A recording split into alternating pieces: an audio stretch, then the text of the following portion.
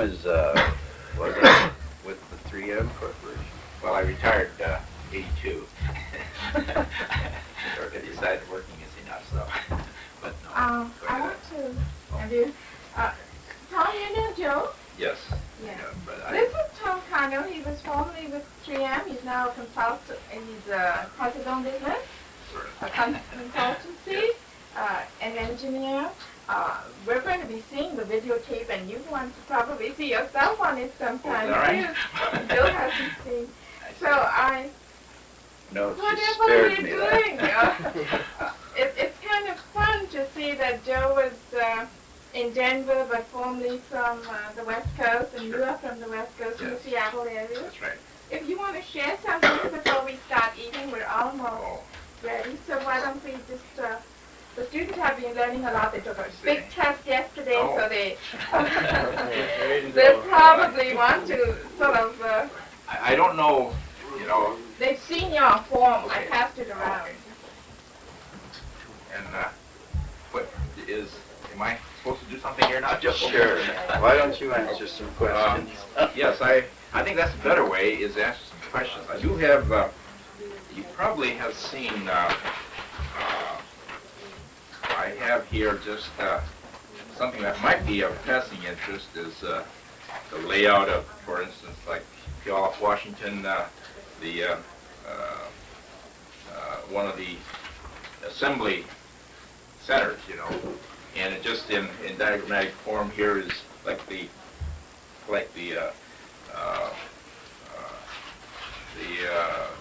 fairgrounds.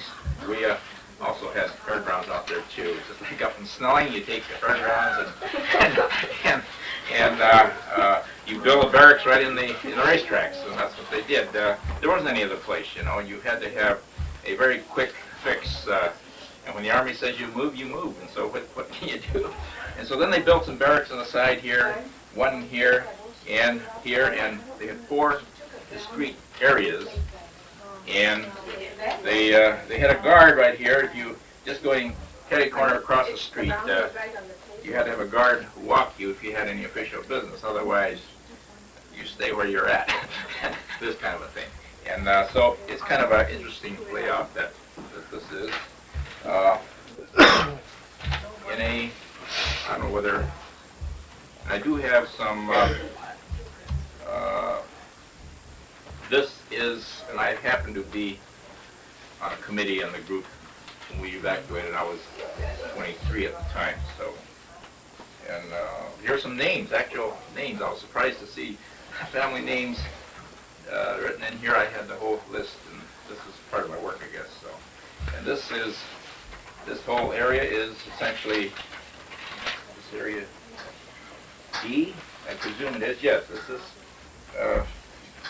this area C, rather. It's this area here. You can see the 2, and essentially it's like that. And I guess in the relocation centers are the fixed or the permanent, the temporarily permanent areas, I guess. The blocks, as we call them, are with its own units. Were based something like this. There was around 12 barracks with 6 barracks on each, 6 units on each barrack. A very typical military buildup. Where this one happens to be of a school, which they took one of these. So, but the individual areas are essentially the same. And the washing facilities, the sanitary facilities, everything here, and then the mess hall and the kitchen. And this is a kind of unit. And so you lived in either block 1, 2, 3, 4, all the way up to 40 or whatever, and you occupied one of these, depending upon the size of your family. And so, this is just a quick, am I going too fast? Stop me at any time, because I don't know what you have already studied, learned, anything like this. You have undoubtedly seen, this came to my family greenhouse. This is, you've probably seen this the evacuation with a public proclamation and of describing who will stay within these areas, who can be in, and it takes care of it's all the Japanese American. I mean, anyone of Japanese ancestry is what it's, you know, and Italian and German aliens, and they have. There are some exemptions for the Italian and German aliens, and there's absolutely none for the for those of Japanese descent. And if you had, I guess, 1/32 blood of Japanese descent, you were considered Japanese, and you went. And so that was part of it. We have in here, I guess I have some, these are written in the Japanese American publication, The Pacific Citizen, and there are some, at a later time you may want to take a look at some of these on the committee for the wartime relocation and internment of civilians. That committee, their partial report, the report of some of the justices here, and that type of thing is written in here, and those of you who might be interested, you might want to look at that. I don't know how much you would want to know as you can understand the experience of any individual is certainly dependent upon where he was relocated from and his age. If you take a group of Scandinavians, Swedes, Norwegians, and Finns from Minnesota, they will be closer together in their actual day-to-day thinking and that type of thing than the same than the Swedes here and the Swedes, say, like in Louisiana. And so this is why there are differences across the coast of Washington, Oregon, California. And these are some of the differences of experiences and where they went and this kind of a thing. So as you look at experiences, no one person has something that is typical. This is the one thing that I think is, am I right, Joe, on that? Of course. Okay. And I think so our experiences are only uniquely our own as an individual. And this is why the more people you probably hear from, you will at least begin to see these differences and begin to realize that it affects a lot of different people. The other thing is that the average age group of the evacuation is not unlike the group in this here. Probably is around 21 years of age. And you can take the 21 years of age group and you can kick them, you can bend them, and they'll come spring right back up. And I'm sure that few people could take a lot of things, whereas your parents, for instance, at that age, they have a house, family, they have a lot of obligations that they may not be able to cope with the direct movement from a home like this and saying that in next Wednesday you shall go over that corner and wait for it with 150-pound baggage, because you can't carry that, you carry a lot less, and that's it. And you will wait for the Army trucks to come and they will take you to your destination. And this is the kind of thing that was faced in reality. And so whether you're in the city, you have one type of thing. In the country, you have farms. People there we had a greenhouse. My parents had a greenhouse.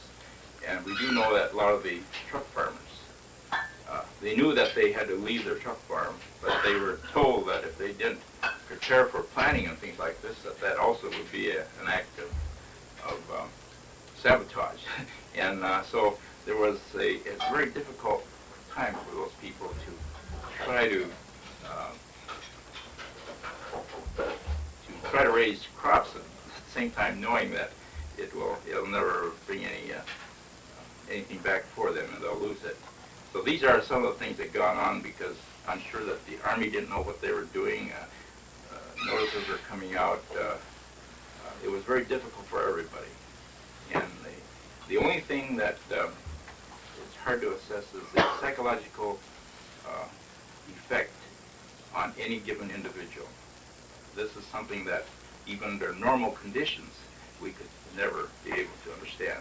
And so when you say on the surface, we all look like we have come through this thing in flying colors. Many of us have, certainly.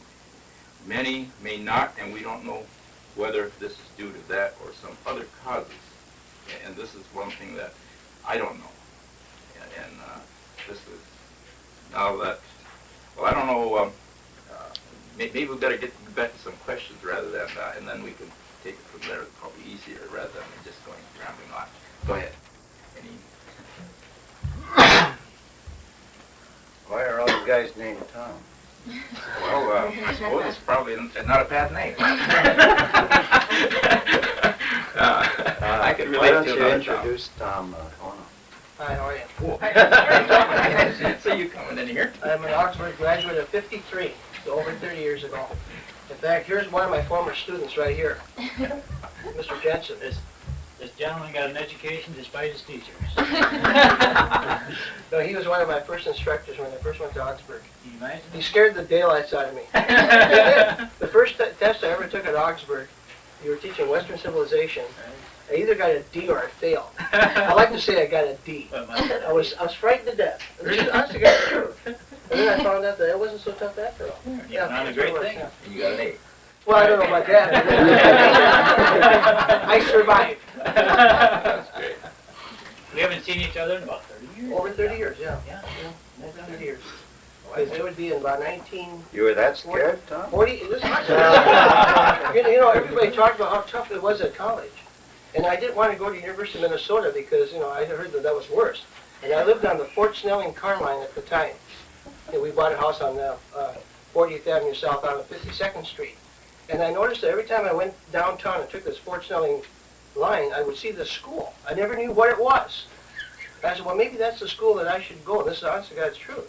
And I didn't know a thing about the school, but I enrolled at that school through the GI Bill. And I didn't know it was a Christian school. I didn't know a thing about it. And I ended up going 4 years there and graduating from there. And I found out that... What was your major, Tom? What? What was your major? My major was in Phi Ed and math. Yeah. In the field of education. Teaching a long time. And then I found out that it was a Christian school, and here you had to go to chapel every day, and I didn't even know what that was. So it was just a very unique experience for me. But I ended up really enjoying it, enjoying the 4 years there, and the many, many people I met and friends that I I made. will have to write a story about you in the Augsburg College. Oh, yeah. 30 years later. Yeah, I'm the guy that went there because it was close to the streetcar line. It's true. Yeah. You were an alum. Yeah. Well, I knew that there was one other Japanese fellow that went there, because I used to read his name on the box scores of the Joe Settle. Joe Seto. See, and I knew Joe Seto was from Tacoma. That's all I ever knew about Joe Seto. But He then, went on to get his PhD and he's out in California. Yeah. so, I knew that he had gone there. I know that name. I don't know whether Oh, it's the Joe, same. yeah. Yeah, he's a good athlete too. Yeah, basketball. Played basketball at Augsburg. Have you been talking about a lot of things now? I mean, I know I'm late. Did you cover? You know, I brought with me. I don't know if these gentlemen have seen this book, but this is the final report that was by General DeWitt. You don't know this, huh? Final report: Japanese evacuation from the West Coast, and this is submitted to, and they're in here now. He submits it to the dear Mr. Secretary, and he's talking about the Secretary of War, Stimson, and this is his report. Okay. This was printed out in Washington, D.C., of course, and at one time you could be able to buy it. This was printed in '43. This report came out in June, I think, of '43. And the thing, he makes a case for why we have to evacuate the Japanese from the West Coast. And as I read through the beginnings of this part, it just makes you sick of some of the things that he says. It's, you know, when you think about it now, it's just like some of the propaganda that you may have. Well, you weren't aware of it then, but I remember very clearly December the 15th because I went back and looked at papers. And the Secretary of Navy, who was Frank Knox at the time, has come back from Hawaii to report to the President about, you know, why did Pearl Harbor take place. And then he talks about the sabotage that was done there on the island of Hawaii by the Japanese people, and how they had to use, on their farmland, they used the sugarcane crops to use them as arrows to point the direction to Pearl Harbor. When you think about it, it's asinine that the aircraft cannot spot Pearl Harbor. You know, it's just stupidity. And yet the public was gullible enough, and the hysteria was so great at the time, that all this was believable. And in this report that he talks about, he talks about, isn't it a coincidence that all the Japanese people live out there by the airfield, or they live by the power lines, or they live by the El Capitan oil fields? They never stopped to check that the Japanese farmers were out there before those establishments ever went up. Because as far as the farmers were concerned, that was the only place that they could buy land cheaply.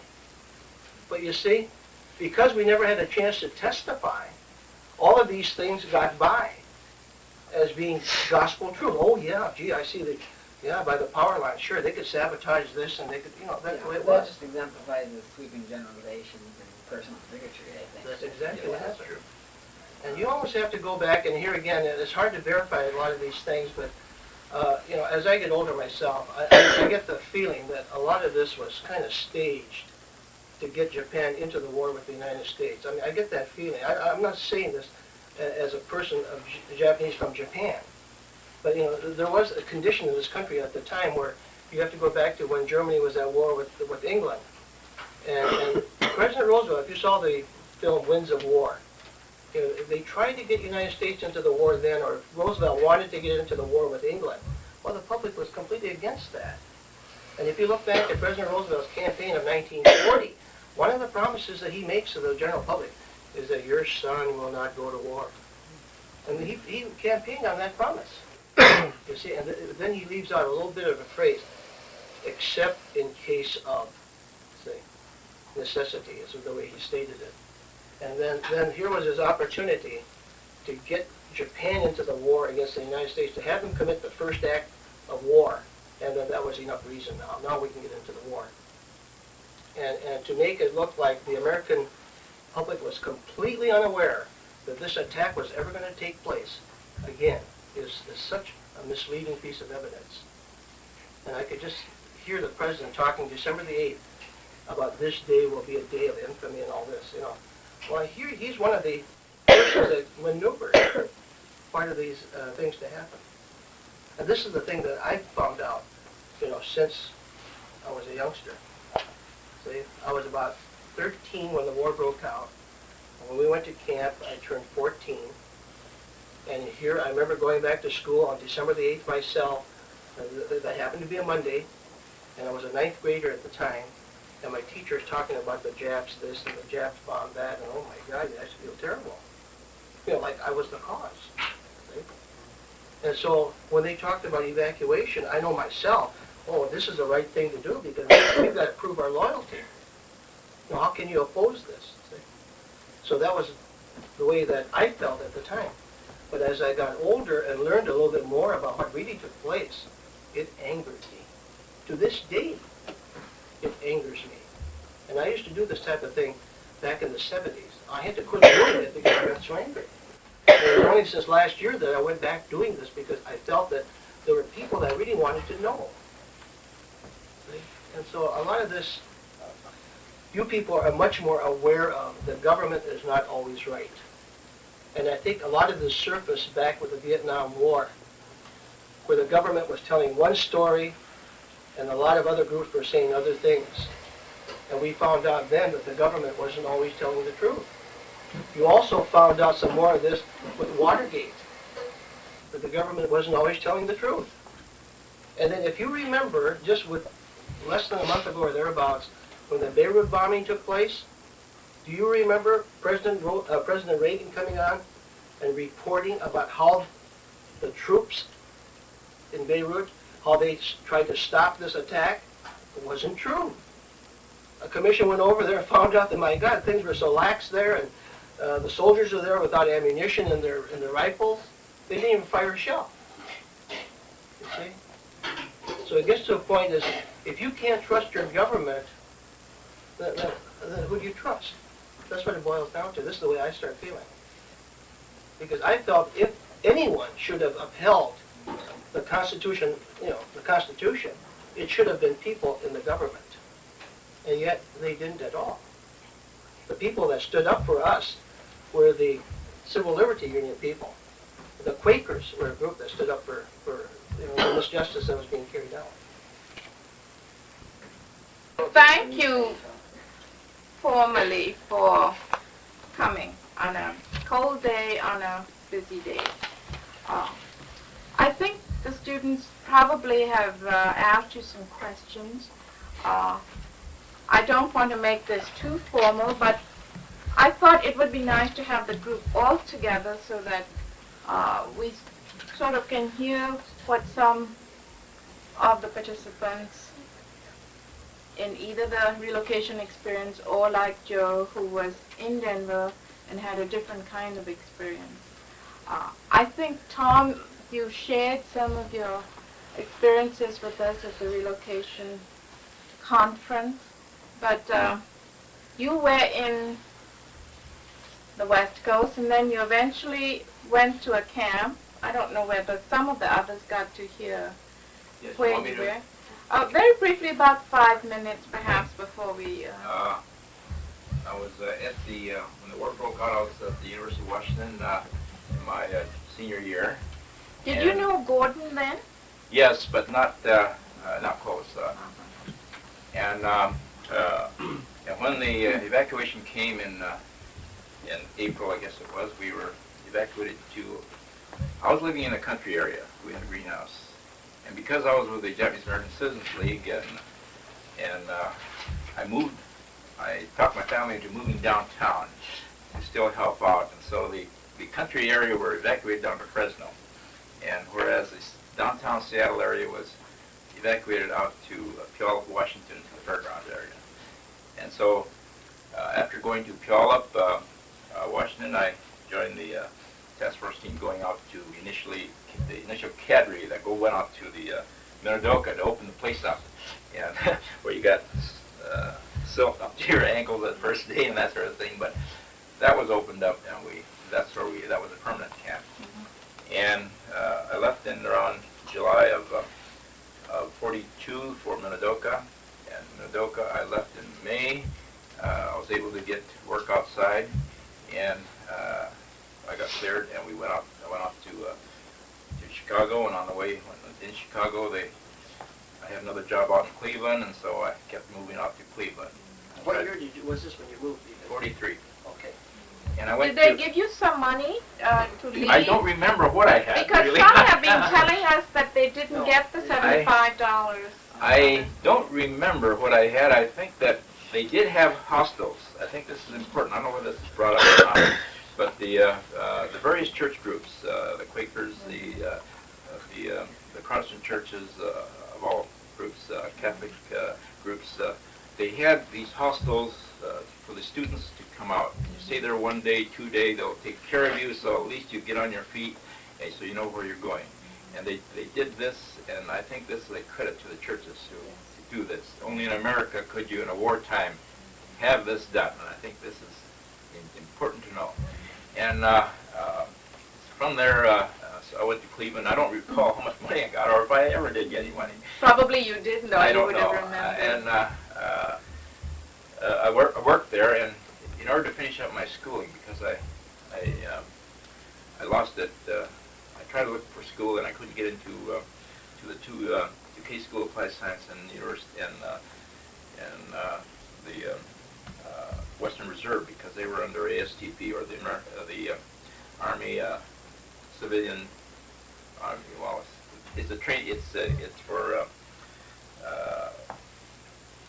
training for military.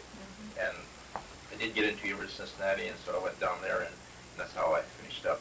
And then from there, I went back to take some more chemical engineering courses, and I went to Illinois Tech. And when I finished that up, then I came out to the Twin Cities, and I worked in Northeast Minneapolis for 10 years, and then went to 3M, and there were 20 years, and then I've been here about 30 very years. interesting. I think I'd like to jump to Namie now. Namie was in the camps quite a while, and I'm quite surprised to hear that, and she will tell you some of her story. Well, I was in Topaz, and formerly from San Francisco, and I moved there with all of my family. And as Khin just said, I was there 4 years. The reason being that I had applied for a scholarship when I graduated high school, and was accepted at Boston University. And just about the time that we were ready to ship my clothes and myself out there, I got sick. And it was my parents' decision that I stay in the camp, and they were quite concerned, and they were afraid that if I were to get sick again out there, and actually it was only appendicitis, but I think that they were very leery. And so I stayed in the camp and worked in the X-ray department, and eventually got took my boards in X-ray at the Latter-day Saints Hospital in Salt Lake City, and remained in the camp and helped close the hospital, and then returned to San Francisco with my family. And I continued,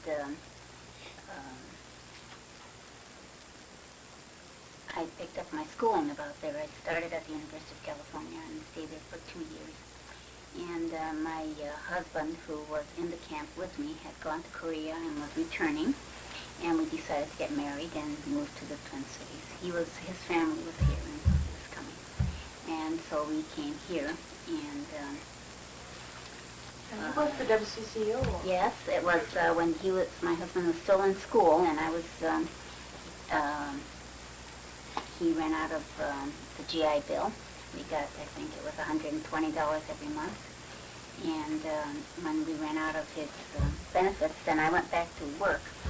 And I think that was kind of an interesting time.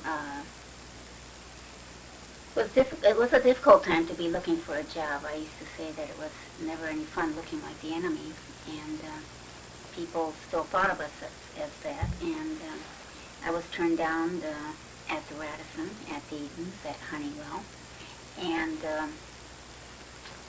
stopped in. I don't know if all of you are familiar with the location of the WCCO, and I stopped in at Walgreens to have a cup of coffee after being turned down twice that morning, and thought, well, I'd better just either find a job at night and where no one could see me, or put a paper bag over my head, one of those. It was really quite a low time in my life. And as I was walking by CCO, I thought, well, maybe they have a newsroom that people are working in at night. And so I thought, well, I might as well try it. So I went in there and asked, and she said, well, we have a full crew down there now, but we do need a receptionist. I thought, well, this is great. I mean, I had just been turned down because of what I look like, and here's someone telling me that they want somebody for the front desk. So she gave me a little slip of paper and told me to put my name down and a reference and thank you. And I thought, not even the courtesy of an application form. So when I got home, a priest friend of mine, whose name I had put down there, called and said, are you looking for work? And I said, yes, John's GI Bill is running out and I have to go to work. And he said, I think the television station is calling to see if you would like to come to work there. And I said, Father, do me a favor. I don't think I could take another turn down. Will you call back and tell them, did they realize that I was Japanese? And so he said, and I explained that I'd been turned down, and everybody would just say, well, it's not my personal reason, it's a management policy, and so forth and so on. So I said, well, maybe this will just, at least get her out of it in case she had second thoughts after I left. And called back, and he said, no, she said that she wondered whether you were Japanese or Chinese, but it didn't make any difference. And so that's actually how I started at CCO. And there were a lot of problems because of my sitting at the front desk. I know that there were people, in fact, I had several times had people say, what are you doing here? And so, I think that was interesting because the station was really just getting into full-time television at the time, and accounts were important, and it made a lot of difference who was sitting at the desk, and but they were always very, very good and stood behind me. What year was And this when that you was joined? in about 1942. The year Eisenhower started, and WCCO was still TCN radio and CCO TV. Was that connection?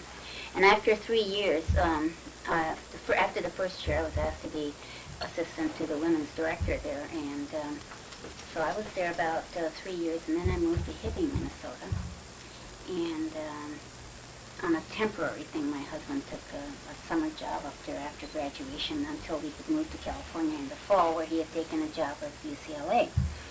And once we got up there, it took me 3 months to quit my job and go up there because I had visions of Hibbing, Minnesota being mining, beer drinking, brawling, horrible town.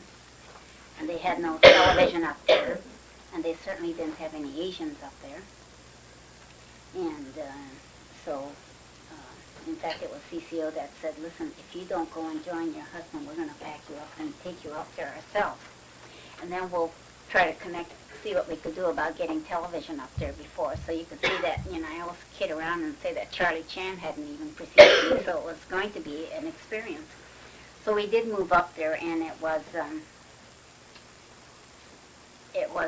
I say now, probably the best years of our lives after the war. It was just a time that reinforced and my faith in people. And the ethnic mix up there was just marvelous. Everybody was from Italy, and there were Croatians and Serbians and Finns, and it was just marvelous. And So your no one ethnicity was that's acceptable. right. It really was. And I had all of my children up there, and I had 5. And the children used to say, now, are you sure you got that baby? And I'd have them in the buggy, and they'd say, that baby from that hospital? And I'd say, yes. And it was so, there were just so few Orientals there that the children, and like my son would come home and say, am I Catholic or am I Japanese? And I'd say, well, you're both. Oh, all right, I'll tell him tomorrow that's what I am, But that was the kind of environment that my children grew up in. And after living, and we were up there, we were invited to join the country club, we were invited to join the dance club, the bridge club, and it was just like, you thought, my gosh, can this be happening? While we were down here, I said my brother-in-law had trouble buying a house, I had trouble finding a job, and I can remember going to Charlie's for dinner and people saying, well, I'm sorry, we don't, Yeah, that famous restaurant. Yes, and so it was a whole new environment, and I think we were there, we decided to stay. It was so nice, and people were so good to us. And one of my children got very sick and lost her hearing, and after a lot of discussion, we decided we had to leave the town. And but during the time she was sick, she was in and out of the heart hospital, and I had a new baby, and it was almost a community effort to get us all, back on track and packed and moved down to the cities, and somebody going ahead of us so that they were at the heart hospital when we got there, and it was just marvelous, and it was a good time in my life where I felt that I didn't have to be ashamed of who I was or my family, and really proud of my background, and while I was at the reunion this past October, In Topaz? and for my Topaz reunion in San Francisco, someone said, how much did those people in Hibbing know about your background? How much did they really know? And you know, I was ashamed of it, but I said only what I wanted them to know. And it had absolutely, I think that if I were to go back there and tell them that I was in a camp for 4 years, they'd probably fall over dead. You know, I mean, it was just the kind of thing. And then the same thing is, at the reunion, someone said, how old were your children when you told them about the camps? And the average age was 15 or 16. It's amazing that we all gathered there and we had basically the same answers to almost everything. I've heard that story, Namie, from a lot of people. We were talking briefly in the other room that it's really good for the mental health of all those who were in the camps to speak about it. I think I went through that same experience. For me, the mental health to talk about my Japanese occupation came in my classes about 5 years ago. Mm-hmm. I would never say anything till the last day of school. And then I would talk about the bombing and my whole occupation experience. And the students would say, you know, Khin, you should really tell us that during the term. It will make that period come alive. So I can, you know, and I do that much more, and it's good for myself, because I was one of those who never saw my father again. 1 week before Pearl Harbor, he left.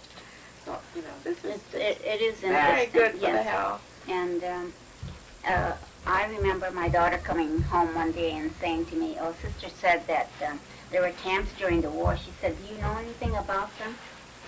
And it was really, I remember that night not being able to sleep, thinking, why didn't I tell her about it? Or why hasn't it ever come up? Well, it wasn't in the books too much. No, well, it wasn't. And I don't think that even my husband or I ever talked about whether we should share this with our children or not. And they were just appalled to think that we just went. I mean, why didn't you, you know, do something about it? And Martha said we didn't think about things like that, you know. Well, that's good. Yeah. Thank you. That was a wonderful, and we may get back to you. Tom? Joe? You had a different experience. Your father was a minister, and I know various times that I talked to you, the ministry to all those who came to Denver, and you mentioned just sitting on the church doorstep. Do you want to share a few things that you care to? No. I would like you to, please. Well, if they've seen the tapes, I think they've seen it. Let's do it another way. Enough of me. You were in college at the time, high school at the time.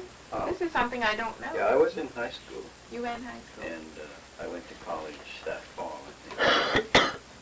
And then went through, I was explaining to Jennifer, I went through college a little too fast because I was draftable. And if you stayed in school, you didn't have to be Well, drafted. like the Vietnam War period, right? And then I heard that seminary was for cowards, and so I went to seminary. Oh, no. No, I was deferred because I was bound for seminary, and the war ended about the time that I was through seminary. Was the seminary Island Yeah. that you went to? It's a very famous Methodist seminary. It's not very famous, infamous, I believe. Infamous? Oh, I've heard that it's quite famous. It was known as being a little left of the Unitarians. Is that right? What is that? They may not quite. Is that an in-joke, Larry? Is that too? Is it Larry? Is that too in-joke? I don't know. It was known as being a little left of Star King. How about that? No, Star Your King. father moved from Denver to California. Was That was that after the war, after the war, several years after? 47. 47.